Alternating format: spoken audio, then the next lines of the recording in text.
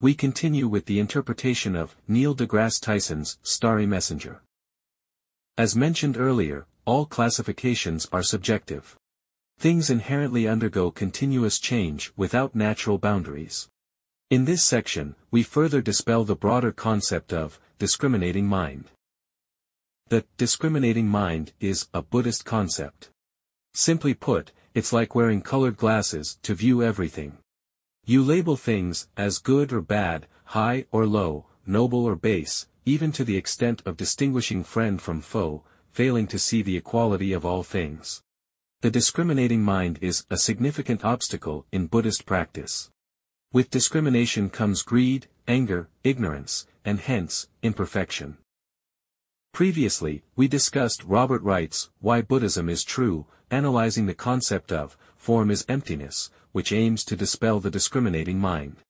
Form refers to the subjective meanings humans attribute to all things, while emptiness transcends these meanings. Though Tyson didn't discuss Buddhism, the higher truths are analogous. This part serves as a continuation of the concept of form is emptiness. From a cosmic perspective, there's no such discrimination among all things. This content is evidently not mainstream, but with careful consideration, one can immediately grasp its profoundness. We aim to dispel 5 types of discrimination. 1.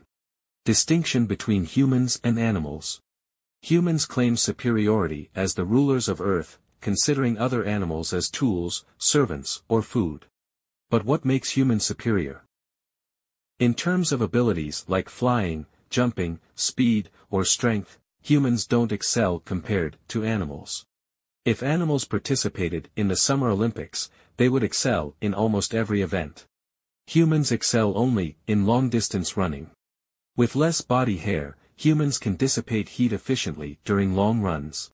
Other mammals like deer, bison, and mammoths are faster in short sprints, but they overheat during prolonged runs. Prehistoric humans utilized this advantage in long-distance hunting. In terms of intelligence, humans and chimpanzees are the most intelligent animals. The most intelligent thing a chimpanzee can do is stack boxes to reach bananas placed above. While we delve into science and poetry. However, note that humans and chimpanzees differ by only 2% in DNA. Over 98% of our DNA is identical to chimpanzees. Can 2% constitute a substantial difference?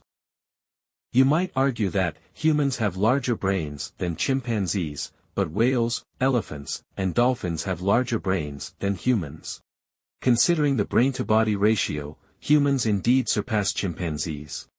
However, mice have a brain-to-body ratio similar to humans, and birds like parrots and crows have a higher brain-to-body ratio than humans. Relative to their size, ants have the largest brain. Crows and magpies can indeed use tools like placing stones in bottles to drink, showcasing remarkable intelligence given their small size. By this measure, our brains might have excess capacity. Tyson poses an intriguing question. If there were aliens with only a 2% genetic difference from humans, would the gap in intelligence between them and us be as significant as between us and chimpanzees? A simple phrase like, "Let's grab a coffee together in the morning, discuss this quarter's report, then make it public to the media," contains concepts utterly beyond a chimpanzee's comprehension. Just a 2% difference. How might those aliens perceive us? In their eyes, we might be akin to chimpanzees. If aliens' DNA differed by 5% or 10% from ours, would they view us as insects or similar creatures? Greater intelligence isn't unimaginable. Even artificial intelligence created by humans surpasses human intelligence in many aspects. What truly makes humans special? 2. Distinction between humans and non-humans. Artists often praise the human body as nature's masterpiece, marveling at its perfection.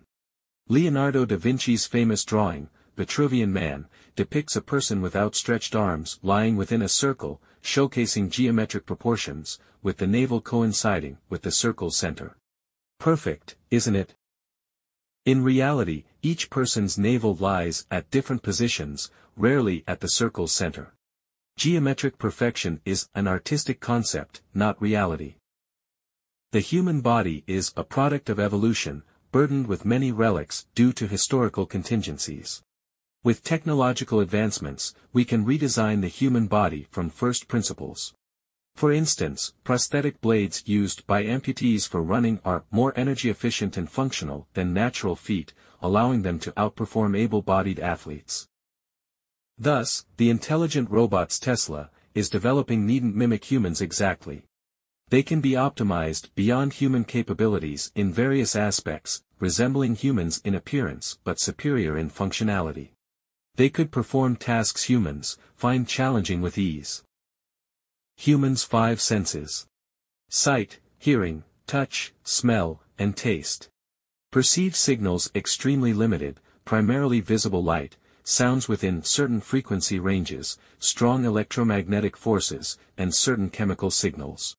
Modern scientific instruments detect signals imperceptible to humans, including radio waves, microwaves, infrared, ultraviolet, X-rays, gamma rays, as well as gravity fields, light polarization, spectra, precise chemical concentrations, atmospheric pressure, atmospheric composition, nuclear magnetic resonance, and ultrasound, far surpassing human abilities. What truly makes humans extraordinary? 3. Distinction between abortion and miscarriage.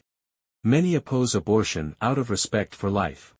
In June 2022, the U.S. Supreme Court overturned Roe v. Wade, delegating abortion rights decisions to individual states. Many states have since enacted laws prohibiting abortion after 6 weeks of pregnancy. Why 6 weeks? It's said that, by 6 weeks, the fetus's heartbeat can be detected, indicating personhood. But is 6 weeks truly the boundary between life and non-life? We need to understand 3 concepts: embryo, fetus, and infant. Tyson argues medically that, from conception to the 8th or 9th week, the entity is merely an embryo. From the 9th week until birth, it's a fetus. Only after birth is it an infant. For a 5-month-old fetus, no medical intervention can sustain life outside the womb. Can we still consider it a complete person?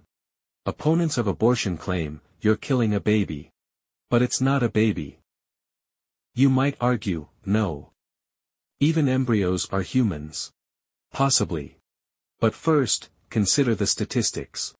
From 1990 to 2019, over 5 million pregnancies occurred annually in the U.S., with 13% ending in abortion.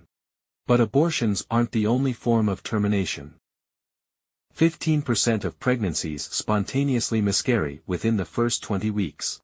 Some miscarriages go unnoticed, and the individual may not even realize they were pregnant and miscarried. These natural miscarriages account for 30% of all pregnancies, far outnumbering abortions. So what's so special about abortion? Tyson suggests, if you truly believe in God, know that God terminates more fetuses than doctors do. 4. Distinction between able-bodied and disabled individuals. Physically able-bodied individuals may view the lives of disabled individuals as tragic, but the disabled often don't perceive it that way. Tyson lists a series of heroes among the disabled.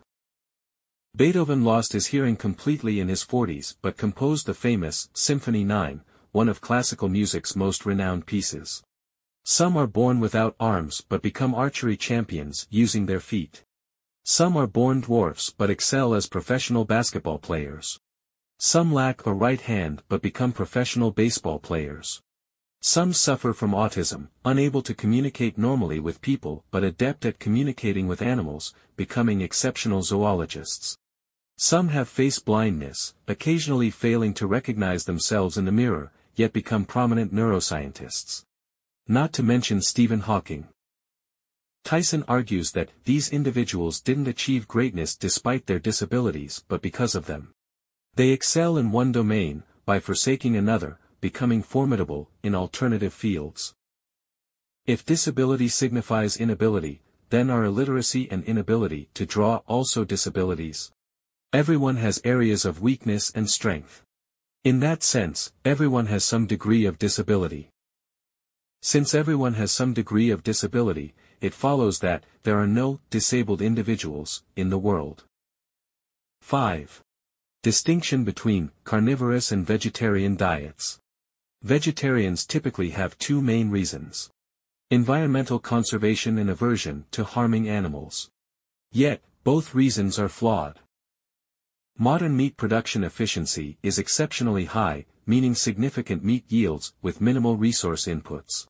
Chicken in supermarkets is often cheaper than many vegetables. Animals like cows no longer exist in the wild. They are entirely domesticated by humans, and a 1,200-pound cow yields around 500 pounds of meat, with little waste. Tyson suggests that purchasing locally produced foods to reduce carbon footprints might benefit the environment more than exclusively consuming imported vegetarian options.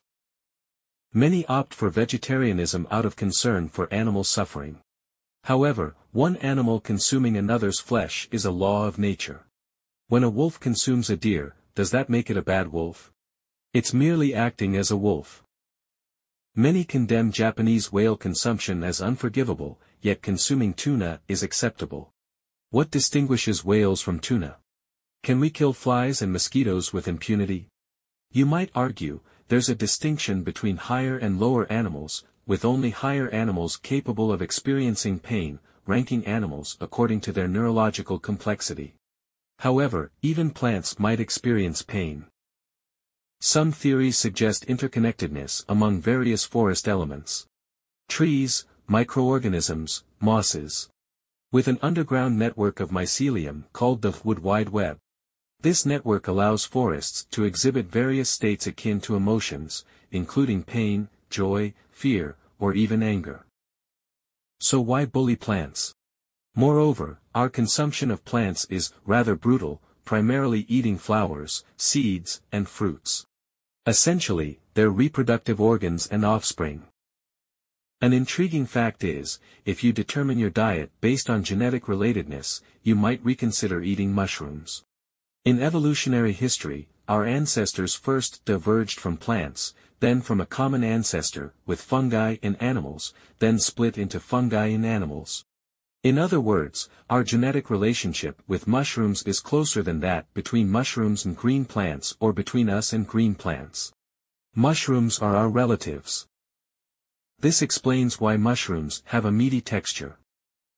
In reality, to survive, we require proteins, carbohydrates, and fats, obtained by sacrificing other lives. With some exceptions, like consuming milk and honey without killing. Yet, some argue against consuming milk and honey, as they are food for calves and bees, and we shouldn't deprive them of their sustenance. So what do we eat? Perhaps the only solution is to await the widespread adoption of lab-grown meat. From a cosmic perspective, there's no inherent distinction between humans and animals, humans and non-humans, abortion and miscarriage, able-bodied and disabled individuals, or carnivorous and vegetarian diets. This part likely surpasses the imagination of most people. Perhaps they should deeply contemplate the cosmic perspective and understand what form is emptiness truly means. The greatest lesson to learn from this is probably humility, to be a proponent of the idea that you're not special at all. In essence, all things in the world are fundamentally equal, and many worldly matters need not be overly obsessed about. Just go with the flow. You're truly not special. That concludes this section. In the next part, we'll delve into the macroscopic and microscopic scales. If you feel there is value in this, please like, subscribe to this channel, and leave your thoughts or suggestions in the comments section. Let's grow together and read more good books.